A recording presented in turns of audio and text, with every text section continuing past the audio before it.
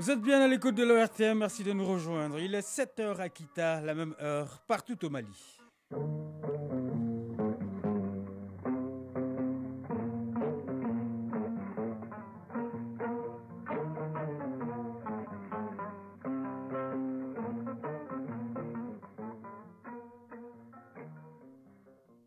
Le journal Kodi Sibi.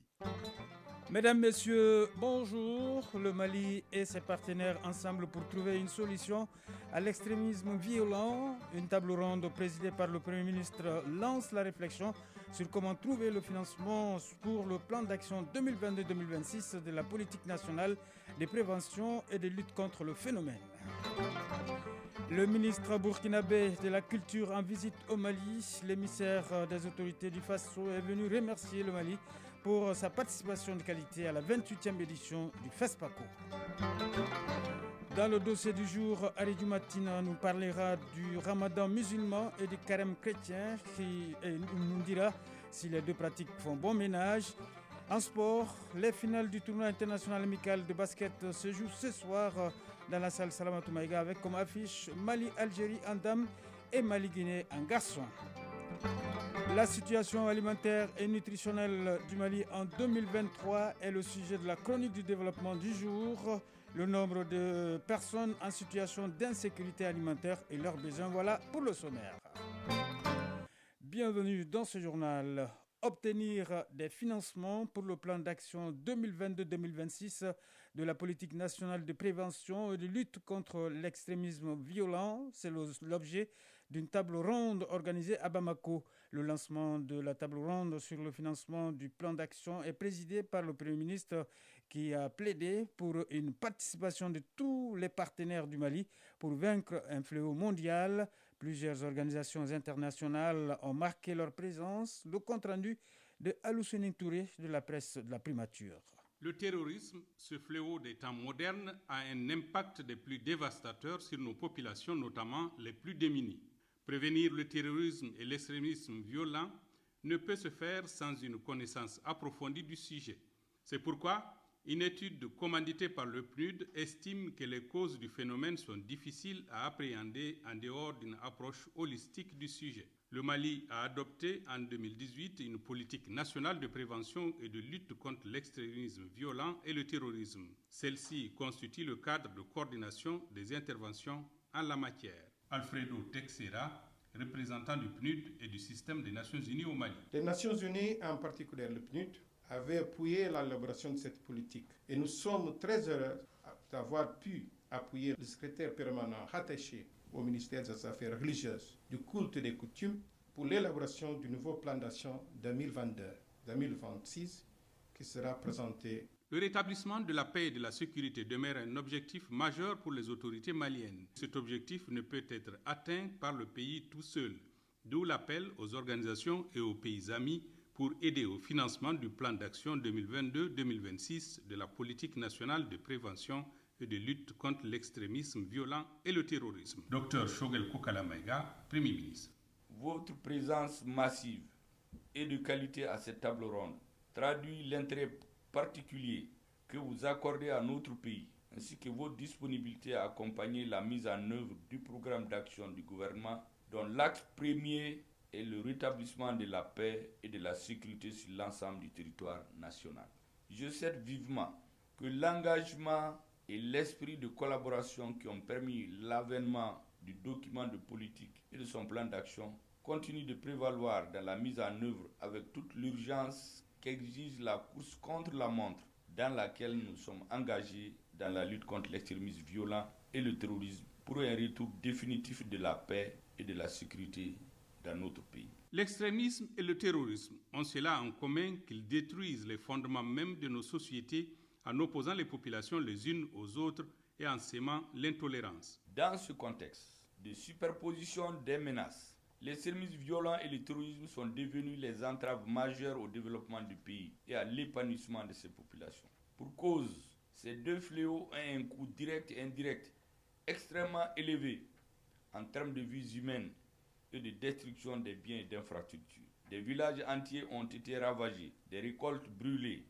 des écoles fermées, des milliers de populations déplacées. La politique nationale de lutte contre l'extrémisme violent et le terrorisme est élaborée par le gouvernement et mise en œuvre par le ministère des Affaires religieuses, des cultes et des coutumes en collaboration avec certains départements concernés. Le Premier ministre Dr Choguel Kokala Maïga a reçu hier le ministre burkinabé en charge de la communication et de la culture. Rintala Jean-Emmanuel Ouedraogo est venu, au nom des autorités burkinabées, exprimer la reconnaissance et les remerciements de son pays pour la participation de qualité du Mali à la 28e édition du FESPACO. Écoutons le ministre burkinabé de la Culture à sa sortie d'audience. Il est au micro de Alousseni Touré de la presse de la Primature. Le Mali, en tant que pays invité d'honneur, nous a fait vraiment honneur à l'occasion donc de ce FESPACO-là. Vous vous souvenez bien sûr de la forte délégation qui était présente à Ouagadougou, une délégation de haut niveau, conduite bien sûr par son Excellence Monsieur le Premier ministre, mais également plusieurs membres du gouvernement malien qui étaient là. Et donc au-delà de cette haute représentation, il y a eu également une très forte participation des cinéastes maliens à cette édition du FESPACO. Je dirais pratiquement que nous avons organisé ensemble avec mon frère le ministre Guindo, et je pense que le succès, nous pouvons légitimement en tout cas le revendiquer. Pour nous, c'était un devoir aujourd'hui de venir ici, donc chez nous à Bamako, pour dire merci au peuple malien, dire merci au gouvernement malien, au Premier ministre malien, mais aussi bien sûr au chef de l'État. Donc voici vraiment l'objet de notre séjour ici à Bamako, sur instruction des plus hautes autorités du Burkina Faso, son Excellence le capitaine Ibrahim Traoré, mais aussi son Excellence le Premier ministre Apollinaire Joachimson Kelem de Tambela. Et donc c'est un seul mot qui nous a guidés à Bamako ici, c'est merci. Radio Mali à Tombouctou et environ 99.9 MHz en FM. Le ministère de la Santé et du Développement social vient de doter l'hôpital régional de Tombouctou d'équipements des laboratoires d'une valeur de près de 125 millions de francs CFA. Cette acquisition soulagera les malades et les praticiens dans les analyses courantes de certaines maladies et permettra de poser un meilleur diagnostic. ORTN Tombouctou, le reportage de Idrissa Goulou Sissoko. Les équipements de pointe du laboratoire d'une valeur de 125 millions de francs CFA offerts par le ministère de la Santé et du Développement social constituent la satisfaction des besoins exprimés par la direction de l'hôpital de Tombouctou. Selon les praticiens, ces équipements vont renforcer le plateau technique existant avec les analyses courantes d'hématologie, de sérologie, immunologie, de bactériologie, de parasitologie et de banque de sang. Dr Djibril Kassonké, directeur général de l'hôpital de Tombouctou. Le département a pu nous mettre à notre disposition d'appareils qui nous permettront de continuer à mieux faire les analyses que nous sommes en train de réaliser actuellement. Ça veut dire tout simplement que les diagnostics que nous allons poser seront beaucoup plus certains. Du coup, nos prescriptions seront meilleures. Le gouverneur de la région, en visitant les nouveaux équipements, n'a pas manqué de remercier les plus hautes autorités et d'annoncer que les travaux d'extension de l'hôpital vont démarrer très bientôt. Commissaire divisionnaire Bakoum Kanté, gouverneur de Tombouctou. Je voudrais exprimer notre reconnaissance, la gratitude de toute la région de Tombouctou aux autorités de la transition, à travers Madame le ministre de la Santé et du Développement social, pour avoir accepté de renforcer le plateau technique de l'hôpital régional de Tombouctou. Il faut enfin signaler que ces acquisitions auront des avantages inestimables, entre autres permettre aux soignants de poser de meilleurs diagnostics en vue d'un bon traitement, et les références vers d'autres structures à des coûts très élevés seront considérablement réduites. Tombouctou, Idrissa Goulou Sissoko, Hassan Aïdara pour l'ORTM. On en vient au dossier du jour. Le Ramadan, moment de grande spiritualité et de dévotion pour les musulmans, bat son plein au moment où le carême chrétien tire vers sa fin. Les deux temps religieux, le jeûne musulman et le carême chrétien, tous dédiés à la prière et au partage, sont certes des pratiques différentes, mais ont plusieurs ressemblances dans le principe, à savoir la recherche de la grâce divine, à la question de savoir si les deux courants religieux font bon ménage, autrement dit, fraternisent. Les spécialistes religieux apportent des précisions dans cet élément. Arji Matina. Le jeûne du Ramadan, comme celui des chrétiens, obéit presque au même principe, celui de s'abstenir de répondre aux désirs et passions corporelles durant une période déterminée en se consacrant pleinement à l'adoration de Dieu. Alassane Ba, islamologue. Le plus important, c'est que les deux se retrouvent sur le mot jeûne. Et ce jeûne, c'est ce que nous lie. Parce que jeûner, c'est une espèce d'école. C'est une école qui peut éduquer un bon musulman, comme c'est une école qui peut éduquer un bon chrétien. Abbé Fernand Koulibaly, responsable média de l'Église catholique du Mali. Le carême, on peut dire que c'est un temps privilégié pour chaque croyant, fidèle catholique, pour se préparer à fêter Pâques, qui est la résurrection de notre Seigneur Jésus-Christ. C'est le même principe de base, je peux dire. C'est la façon de faire qui peut différer. Notre carême, notre jeûne consiste à manger une fois toutes les 24 heures. Visant le même parcours, le Ramadan et le carême chrétien s'accordent bien. Les deux temps religieux sont des véritables moments de spiritualité, permettant de dompter l'âme et l'inciter à implorer la grâce divine. Alassane Ba, islamologue. Chacune des communautés doit prier à son côté pour vraiment que la paix puisse revenir au Mali de façon totale. C'est un moment purement spirituel dans lequel le musulman vraiment doit s'adonner. Abbé Fernand Koulibaly, responsable média de l'Église catholique du Mali. C'est une bénédiction pour les chrétiens et les musulmans de voir qu'ils se retrouvent pendant des temps forts dans leur religion, le Ramadan et puis le carême qui coïncident. Et moi, je crois que c'est un temps privilégié pour que chacun puisse s'ouvrir à l'autre, connaître l'autre et aussi voir comment, ensemble, nous pouvons cheminer. Le Ramadan de cette année coïncide avec le carême chrétien qui tire vers sa fin. Des périodes d'intense adoration qui permettent aux fidèles d'exprimer dans la convivialité leurs convictions religieuses. Alassane Ba, islamologue. Les deux qui se coïncident, ça nous interpelle plus. Ça veut dire que non seulement que nous sommes voisins dans un même pays, dans notre patrie, mais également il y a ce voisinage, il y a cette proximité entre les deux religions. Abbé Fernand Koulibaly, responsable média de l'Église catholique du Mali. Le Ramadan et puis le carême peuvent faire bon ménage, à savoir si on a 40 jours, on peut tailler 30 jours dedans. Les 30 jours qui sont là peuvent être et pour nous chrétiens et pour les musulmans. Certes, les jeûnes religieux du Ramadan et du carême ne revêtent pas la même signification, mais leur philosophie et leur origine s'y rejoignent considérablement. Quelques mots de l'actualité hors de nos frontières. En Côte d'Ivoire, l'autorité nationale de la presse suspend le quotidien Le Temps, proche de l'ancien président Laurent Gbagbo. Cet organe de régulation des médias reproche au journal d'avoir porté atteinte au corps judiciaire. 6 numéros de ce quotidien ont été suspendus à compter d'hier et le directeur de publication du journal est interdit d'écrire pendant 3 mois. Au Gabon, les députés et sénateurs réunis en congrès ont adopté à une écrasante majorité la nouvelle constitution révisée. Cette révision intervient suite à la tenue en février dernier d'une concertation politique entre la majorité et l'opposition. Le Parlement est allé très vite car les nouvelles dispositions de la constitution seront appliquées lors des élections générales, présidentielles, législatives et locales prévues avant la fin d'année. La page des sports, c'est tout de suite.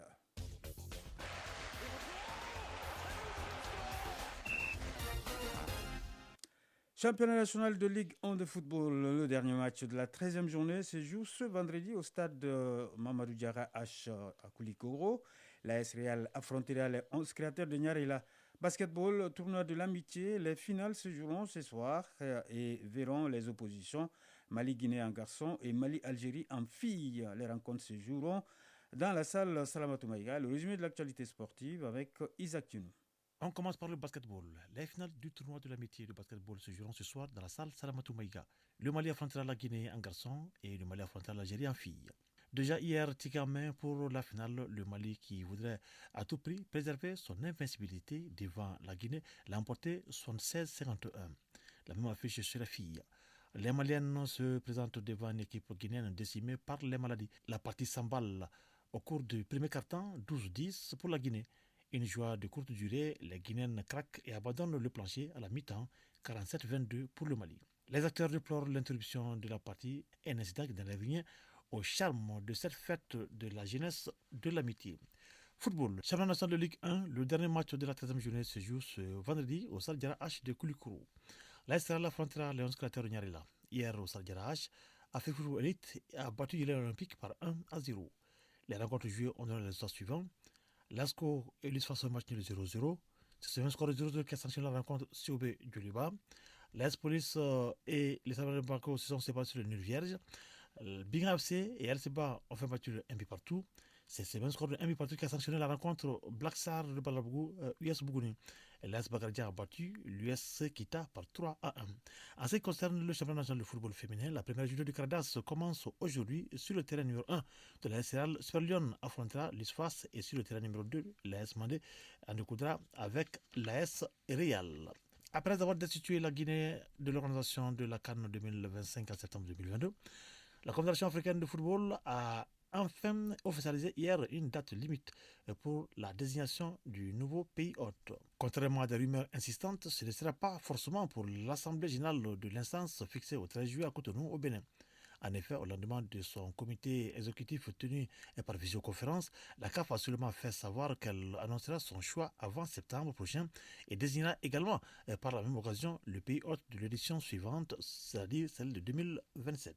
Cette procédure est relativement courante pour l'instance panafricaine qui avait désigné simultanément les pays hôtes de 3 CAN en 2014 durant l'ère Issa Hayatou. Chronique du développement.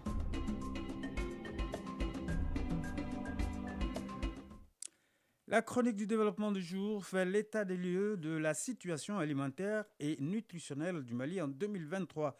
Il ressort qu'environ 1 246 000 personnes seront en situation d'insécurité alimentaire et 4 millions autres auront besoin d'assistance alimentaire. Pour faire face à cette situation, l'État, à travers le commissariat à la sécurité alimentaire, prévoit de reconstituer un stock de sécurité d'environ 39 000 tonnes de céréales. La chronique du développement, une réalisation de Soumaïla Berté et Marc Dambélé.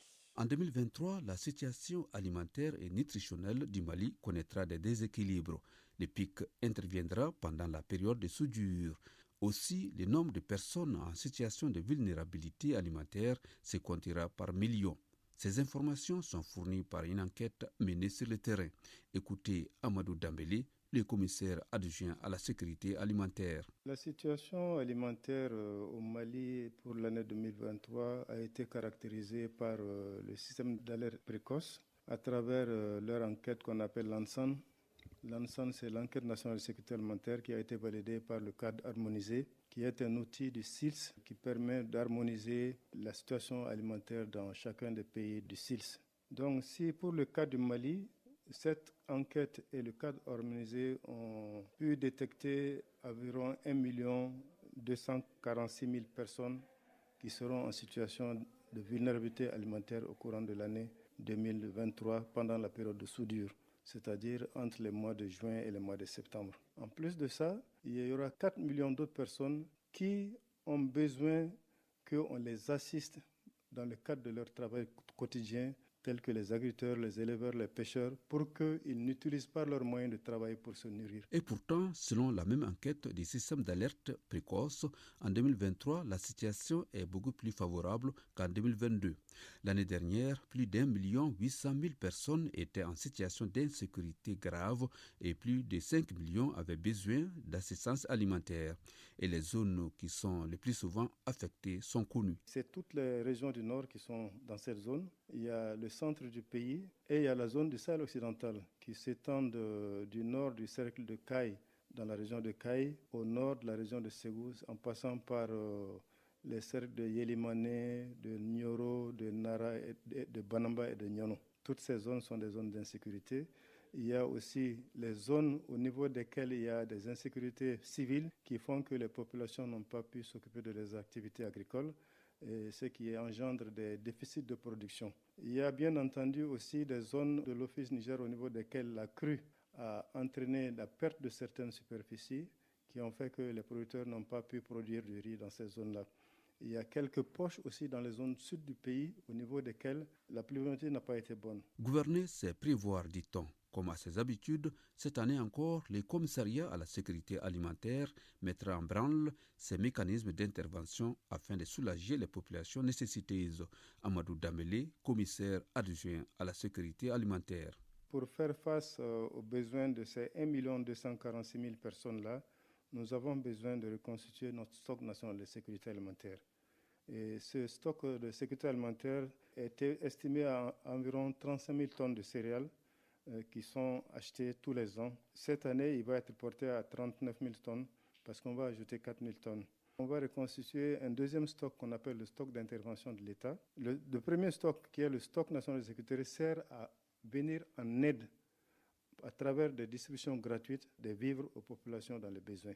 Le deuxième stock qu'on appelle le stock d'intervention de l'État, il sert à atténuer les effets d'augmentation de prix sur certains marchés pendant la période de soudure. Il est prévu dans le cadre de la reconstituer parce que l'année dernière, nous avons utilisé un stock de la CEDEAO de l'ordre de 7 300 tonnes que nous devons reconstituer et remettre à sa place.